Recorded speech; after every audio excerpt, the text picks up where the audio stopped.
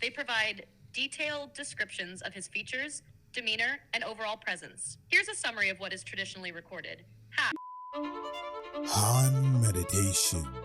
Hey guys, as you can see, I have all these journals. The link will be in the description. Hello guys, I'm Han. This is Kelly.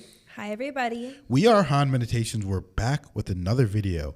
Now, this is a very special video because we learned in a episode that we watched about the dream world. And it said in the dream world that the Prophet Muhammad, peace be upon him, can come into your dreams or meditations or whatever it is, but you have to recognize his features because Shaitan can basically bring someone in ancient Arabic clothes. He can bring someone hooded. He can act like this is the Prophet Muhammad coming to you, speaking to you, but he can't replicate his features. So we need to know what those features are so that we don't get tricked by Shaitan. So let's figure out what his features are today.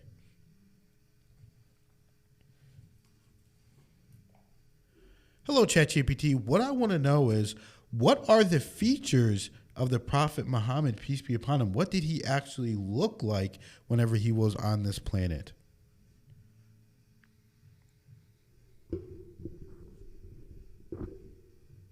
The physical description of the Prophet Muhammad, peace be upon him, pbuh, comes primarily from the accounts of his companions. They provide detailed descriptions of his features, demeanor, and overall presence. Here's a summary of what is traditionally recorded. Physical appearance. Height. He was of medium height, neither very tall nor very short. Some accounts note that he appeared taller in a crowd. Complexion. His skin was fair with a slight reddish undertone. Hair. His hair was thick, slightly wavy, and typically reached his earlobes or shoulders, depending on the occasion. He occasionally applied oil to his hair. Eyes. His eyes were large and dark, with long eyelashes. His pupils had a deep black hue, and he had a slight reddish tint in the whites of his eyes. Beard. He had a full, thick beard that he groomed carefully. Smile. He often smiled, and his teeth were radiant, described as being spaced evenly like pearls. Other features. Face. His face was roundish but slightly oval, glowing with light. Companions often described it as more radiant than the moon. Nose. His nose was slightly prominent with a unique brightness, adding to his dignified appearance. Mouth. His mouth was wide, and his speech was clear, allowing his words to be easily understood. Shoulders and chest. He had broad shoulders, a wide chest, and a strong, well-built frame. A fine line of hair extended from his chest to his navel. Hands and feet. His hands and feet were large and strong, yet soft to the touch, likened to silk or cotton. Distinctive mark, seal of prophethood. A small, raised mark between his shoulder blades, described as being the size of a pigeon's egg. It was surrounded by a few small hairs, signifying his role as the final prophet. Cashapp overall presence. His companions often remarked that he was extraordinarily handsome and carried an aura of dignity and majesty. His presence was calming and inspiring, and he exuded an indescribable charisma that drew people to him. Would you like to learn more about his character or habits alongside his physical description? Yes.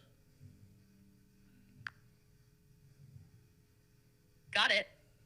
Let me know if there's something specific you'd like done with that transcript, or if you need help drafting anything related to it. What about clothing? So what kind of clothing did the Prophet Muhammad, peace be upon him, wear? Excuse me, guys. The Prophet Muhammad, peace be upon him, dressed modestly and simply, reflecting his humility and the cultural norms of 7th century Arabia. Here's a description of his clothing based on authentic accounts. Common clothing, basic garments. He typically wore a thobi, a long, loose-fitting garment, or an izar, a lower garment similar to a wraparound or sarong, paired with a rida, an upper garment like a shawl or cloak. These garments were often made of simple, undyed, or lightly colored fabric. Turban. He often wore a turban, imama, sometimes with its end draped over his shoulder. One of his favorite turbans was black, which he wore during significant occasions. Shirt. He occasionally wore a kamis, a type of tunic that reached his knees. Materials and colors. Fabric. His clothing was usually made of cotton or wool, He avoided luxurious or overly extravagant materials like pure silk, forbidden for men in Islam. Colors. He preferred white clothing and recommended it to others, but he also wore garments of other colors, such as red striped or green cloth, on occasion. Footwear. Sandals. He wore simple sandals, often made of leather. There are reports describing his sandals as having 2 straps. Simplicity and humility. His wardrobe was simple and practical. He often mended his own clothes and encouraged others to avoid extravagance.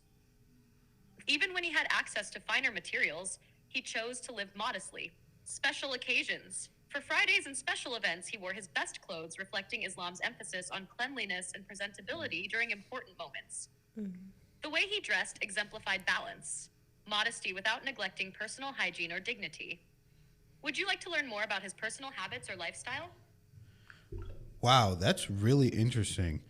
I'm going to have to look up exactly what some of these garments were. A thobe, a long, loose-fitting garment, or an izar, a lower garment similar to a wraparound or sarong, paired with a rida, an upper garment like a shawl or cloak.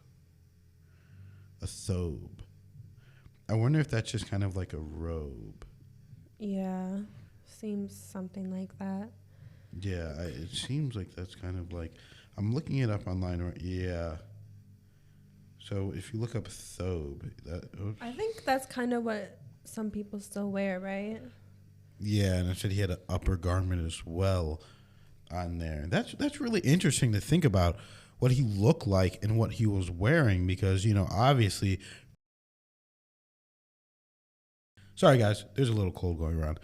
But yeah, it's just really interesting to think about what he looked like because obviously you can't depict him in any kind of way. So, but you need to know what he looks like so that if he does come, you know that it's him and not Shaitan. Right. Yeah, the video reactions we watched put an emphasis on that. If you guys haven't checked that out yet, make sure you go watch. But there is an emphasis that the Prophet Muhammad, peace be upon him, it is possible for him to visit your dreams, even non-Muslims, but the depiction has to be on, and that's how you know it truly is him. And he even said that himself, I think in a hadith, possibly the Quran, excuse me if I'm misspeaking. And if it's not the clear, true depiction, that could be just Shaitan trying to trick you. So we wanted to go over that video for anyone that needed a clear depiction of that. But it was also very interesting for ourselves to learn more about that as well. Oh, absolutely. So thank you guys for watching this video. Thank you for liking, subscribing. Thank you for commenting, sharing the video. Thank you to the people that donate to the channel, even if it's 1 penny, $100, 1 cent, $1. Doesn't matter. Lets us know we're on the right track, guys.